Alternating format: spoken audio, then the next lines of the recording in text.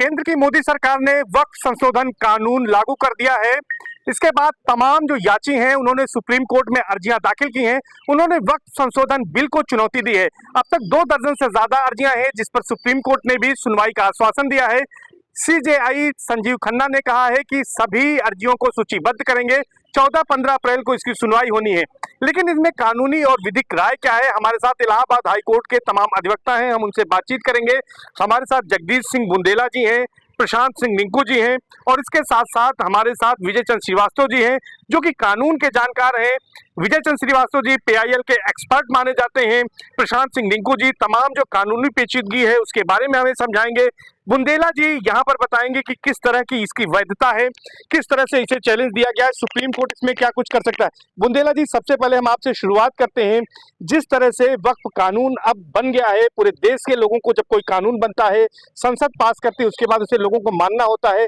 अब इसकी क्या कानूनी वैधता है, इस समय इस पर प्रकाश डालें। क्योंकि संसद सर्वोच्च है और संसद में चुने हुए प्रतिनिधि जनता के भाग जाते हैं। उन्होंने दोनों सदनों से बहुमत से पास कर दिया और माननीय राष्ट्रपति ने उसका नोटिफिकेशन जारी कर दिया है। तो क्योंकि कॉम्पिटेंट है कानून बनाने, पहली कॉम्पिटेंसी भी बहस होती, कानून सक्षम है कि नहीं, कोई भी संस्था जो है जो कानून बनाई है वो सक्षम है कि नहीं। पहली चीज़ तो सक्षम संस्था ने बनाई है पार्लियामेंट ने, तो इसमें कोई शंका नहीं है। दूसरी चीज़ आइए क्या कहते हैं, जो नोटिफिकेशन जो वो भी सही हुआ है, तो माननीय सुप्रीम कोर्ट में विचाराधीन है, उसमें सुनवाई आगे जारी रहेगी। लेकिन आम जनता के बीच में क्या धारणा है वो होना चाहिए। रिंकू जी, आपसे जानना चाहेंगे कि तमाम राजनीतिक दल इसका विरोध कर रहे हैं। 2 दर्जन से ज्यादा अर्जियां सुप्रीम कोर्ट में दाखिल की गई हैं। पश्चिम बंगाल की मुख्यमंत्री ममता बनर्जी कह रहे हैं कि वो ये कानून लागू नहीं करेगी। क्या ऐसा हो सकता है कि जो कानून पास हो गया है, जिसका नोटिफिकेशन लागू हो गया, कोई राज्य जो संघीय ढांचा है उसमें इसको मानने से, इसको लागू करने से इनकार कर सकता है? देखिए, भारत का संविधान जो है क्वेसी फेडरल है, अर्ध परिसंघात्मक है। इसकी 3 सूचियां हैं: संघ सूची, राज्य सूची, समवर्ती सूची। राज्य सूची में राज्य सरकार जो है कानून बनाती है, संघ सूची में संघ बनाता है, समवर्ती में दोनों बना सकते हैं। लेकिन जो केंद्र सरकार का कानून होगा वही मान्य होता है, राज्य का कानून नहीं मान्य होता। राज्य सूची में भी अगर चाहे तो संसद जो है राज्यसभा की अनुमति लेकर के राज्य सूची में भी अमेंडमेंट कर सकता है जी। तो संसद द्वारा पारित जो कानून है, अगर राष्ट्रपति के द्वारा उस पर साइन कर दिया गया, गजट हो गया है, वह पूरे भारतवर्ष में लागू होगा और सबको मानना पड़ेगा। सबको मानना पड़ेगा, भले ही इसका विरोध हो रहा हो। सर, सबसे बड़ी बात है कि जब ये वक्फ संशोधन बिल दोनों सदनों में पास हुआ, उसके बाद ही तमाम लोग सुप्रीम कोर्ट चले गए, जिनमें से एआईएम चीफ असदुद्दीन ओवैसी, कांग्रेस के कई सांसद, इमरान प्रतापगढ़ी और इसके साथ साथ कई अन्य लोग भी जो गए हैं। 2 दर्जन से ज्यादा अर्जियां पेंडिंग है वहां पर। अब चूंकि ये कानून बन चुका है, ऐसे में अब क्या लगता है कि सुप्रीम कोर्ट किस आधार पर इसकी सुनवाई करेगा? क्या कुछ हो सकता है? देखिए, जो आज का सुप्रीम कोर्ट में दाखिल है सब राजनीतिक पोषक है। जो राजनीति के नुमाइंदे लोग हैं उनको इस बिल को चैलेंज नहीं करना चाहिए, बल्कि उन लोगों को चैलेंज करना चाहिए जिनकी प्रॉपर्टी वक्फ प्रॉपर्टी के नाम से दी जा रही है या संशोधन की जा रही है, जैसी भी हो। ये राजनीतिक विरोध हो रहा है। और वैसे भी जब सुप्रीम कोर्ट में याचिका दाखिल हो गई, अभी सुप्रीम कोर्ट को छोड़ दीजिए ना कि वो अमेंडमेंट बिल मानेंगे या नहीं मानेंगे। लेकिन जब तो सुप्रीम कोर्ट में बिल चला गया, इसके लिए इसके बारे में न किसी को समर्थन करना चाहिए और न किसी को विरोध करना चाहिए। आप सुप्रीम कोर्ट के निर्णय पर भरोसा करिए और उसका जो निर्णय है उसको मानिए। लेकिन जो राजनीतिक दल के लोग हैं अपने दल की मतदाताओं को ध्यान में रख करके विरोध कर रहे हैं। ये असदुद्दीन ओवैसी साहब है, किसी पर्टिकुलर पार्टी को बिलोंग करते हैं, इसी तरह बहुत सारे लोग हैं। इन लोगों के इस मंच के माध्यम से याचिका दाखिल करनी ही नहीं चाहिए, ना ही इंटरटेन होना चाहिए। इंटरटेन वो जो वक्फ के प्रॉपर्टी से संबंधित जो वक्फ की ट्रस्ट के लोग हैं वो ट्रस्ट के लोग फाइल करें, बाकी करेंगे। अगर पीआईएल होगी तो जो प्राइवेट या पर्सनल इंटरेस्ट होगा वो पीआईएल मेंटेनेबल नहीं होगा। विरोध इस कारण हो रहा है कि पहले जो हुआ करता था, वक्फ के नाम पे लोगों की ज़मीन कब्जा की जाती थी, अब वो नहीं कर पाएंगे। तो अब ये है कि अगर आपकी ज़मीन कब्जा कर रहा है वक्फ के नाम पे, तो आप उसके लिए सिविल कोर्ट के लिए आप दरवाज़ा खटखटा सकते हैं। बिल्कुल, और भी लोगों से बात करेंगे। सर, जिस तरह का अमेंडमेंट किया गया है वक्फ संशोधन में, काफ़ी चर्चा हुई और प्रधानमंत्री ने कहा कि इतनी चर्चा शायद किसी कानून पर नहीं हुई। ये लोकतंत्र के लिए अच्छा संदेश है। क्या मानते हैं आप कि ये संशोधन अब जो कानून बन चुका है ये कितना इफेक्टिव होगा? और सुप्रीम कोर्ट में जो चैलेंज दिया गया है एक कानून के जानकार के तौर पर, क्या मानते हैं आप इसे? देखिए, अब सर्वप्रथम तो वक्फ एक्ट में संशोधन की मांग जो है काफ़ी लंबे समय से चली आ रही थी और सरकार ने वक्फ एक्ट में जो विसंगतियाँ विद्यमान थी उनको दूर करने हेतु संसद के माध्यम से जो अमेंडमेंट किया है वो मेरे दृष्टिकोण से सही है और ऐसा होना भी चाहिए था। अब ये बात रही सुप्रीम कोर्ट की, सुप्रीम कोर्ट ने इस विषय पर सुनवाई करेगा और सुप्रीम कोर्ट ने देखा कि भाई जो अमेंडमेंट है वो कॉन्स्टिट्यूशन का अनुरूप है कि नहीं है। अगर अनुरूप है तो हमारा अमेंडमेंट संसद द्वारा जो है वो वैलिड होगा। मतलब आपका कहना है कि जो संशोधन हुआ है अगर वो संविधान सम्मत है तो सुप्रीम कोर्ट भी उसमें दखल नहीं देगा, हस्तक्षेप नहीं करेगा, यही कहना है सर? जी बिल्कुल, कहीं ना कहीं आर्टिकल 15 जो है जो धर्म की समानता का अधिकार देता है, तो किसी स्पेसिफिक बोर्ड को जो है मतलब शक्तियाँ कहीं ना कहीं उनसे जो है हनन किया जाना चाहिए उनका, और जो भी उनकी पावर्स हैं उनको कम किया जाना चाहिए, जो कि अनकॉन्स्टिट्यूशनल हैं उनको कहीं ना कहीं रिड्यूस किया जाना चाहिए, ताकि जो है जो गैर कब्जा होता है, जो कब्जा वगैरह है, प्रॉपर्टी वगैरह है कि दूसरों की संपत्तियों को भी हम अपना कह दे रहे हैं, तो कहीं ना कहीं इस पर बिल्कुल सुधार की ज़रूरत है। वकील साहब ये जानना चाहेंगे कि सुप्रीम कोर्ट इस मामले की अब सुनवाई करने जा रहा है, क्या उम्मीद है सुप्रीम कोर्ट से इस मामले में? अब कि सुप्रीम कोर्ट अपने मामले से सही सुनवाई कर रही है और मतलब उम्मीद है आपको ये कि? उम्मीद है बिल्कुल।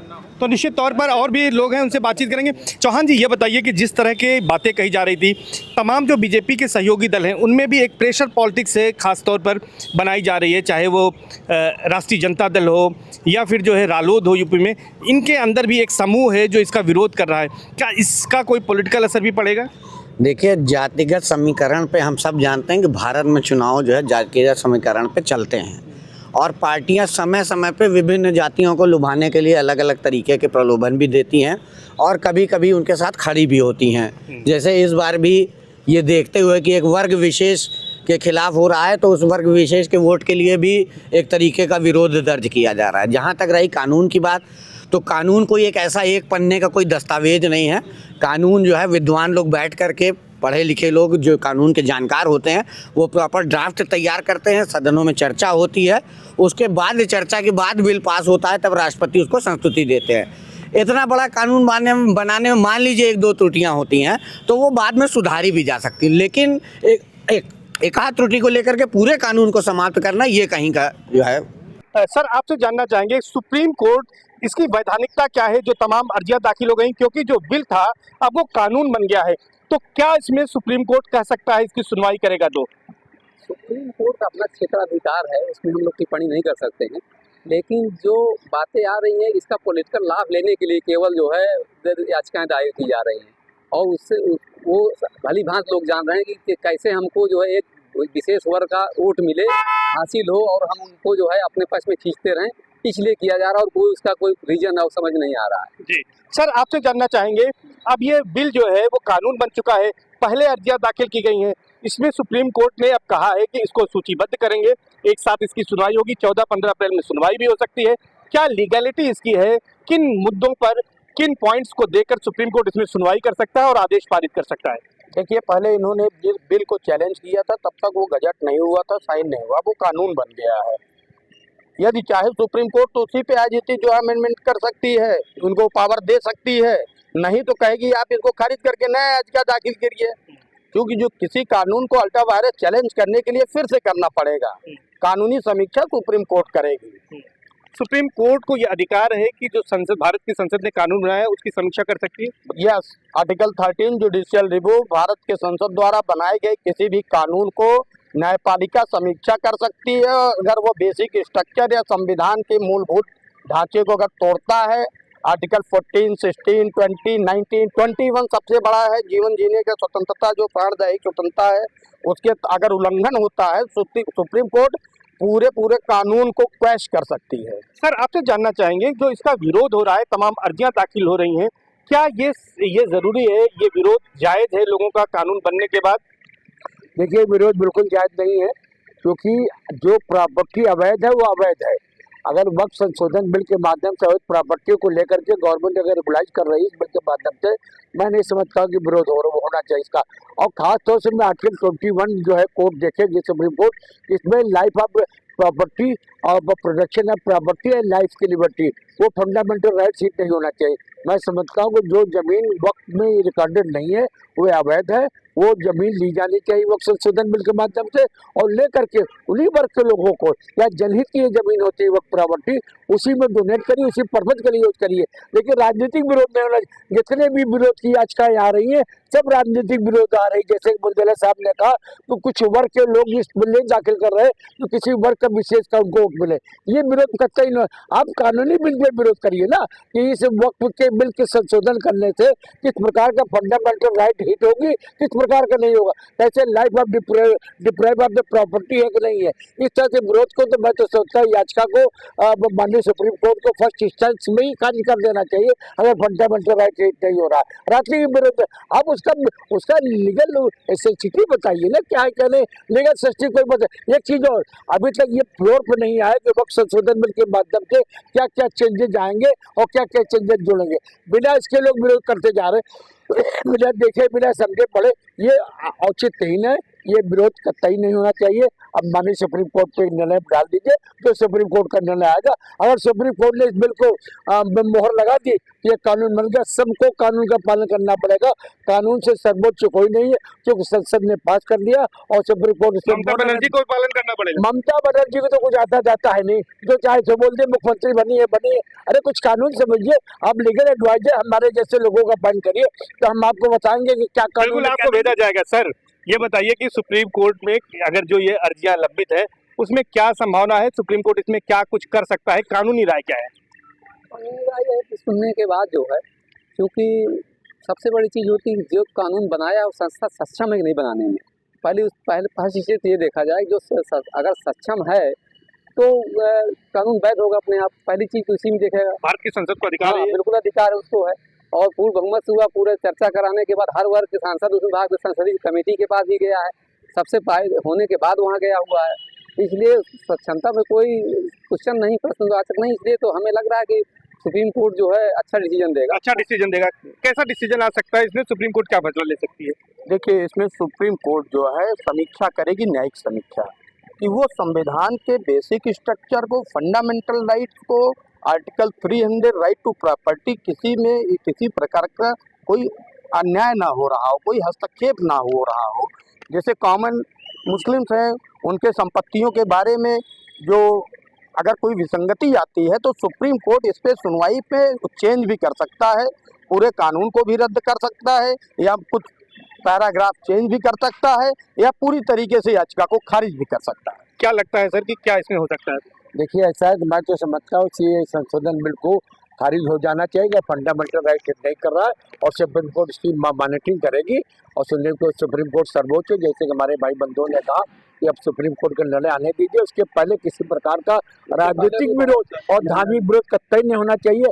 ये एक तरीके का ये जो है कंटेम्प्ट का जो कोर्ट है, जब ये दाखिल हो जाता है, न समर्थन में आप कह सकते हैं और न विरोध में कर सकते हैं। कुछ कह रहे हैं इसके पहले भी धारा 370, 35A NRC कई जो है संशोधन केंद्र सरकार ले आई और सुप्रीम कोर्ट से सारी याचिकाएं लगभग खारिज हो गई। इनके सारे जितने भी अमेंडमेंट बिल आए, संशोधन विधेयक जो है बना, कानून बना, वो मैक्सिमम सुप्रीम कोर्ट ने उस पर मोहर लगा करके सही ठहराया। तो इसमें भी उम्मीद है, अगर बेसिक स्ट्रक्चर, मूलभूत ढांचे को नहीं टच करेगा तो इसमें भी संभव है। तो निश्चित तौर पर ये तमाम अधिवक्ताओं की राय है, जिनका साफ तौर पर कहना है कि सुप्रीम कोर्ट अब इस मामले में सुनवाई करेगी, उसके बाद कोई फैसला देगी। इनका यही कहना है कि अगर संविधान के ढांचे को किसी तरह से वो प्रभावित नहीं करता है और जो फंडामेंटल राइट्स हैं उनको वायलेट नहीं करता है, तो सुप्रीम कोर्ट इन याचिकाओं को खारिज कर देगा। और अगर इस तरह की कोई बात आती है तो इसमें संशोधन के लिए भी वो रेफर कर सकता है। तो यानी कुल मिलाकर अब इस मामले में सुप्रीम कोर्ट को ही निर्णय लेना है। लेकिन जो इस बिल का विरोध हो रहा है, कानून का बन चुका है उसका विरोध हो रहा है, इसके पीछे अधिवक्ताओं का भी यही कहना है कि सिर्फ और सिर्फ राजनीति हो रही है और खास वर्ग को खुश करने के लिए ये राजनीति की जा रही है। सर्वेश दुबे, न्यूज़ 18, प्रयागराज।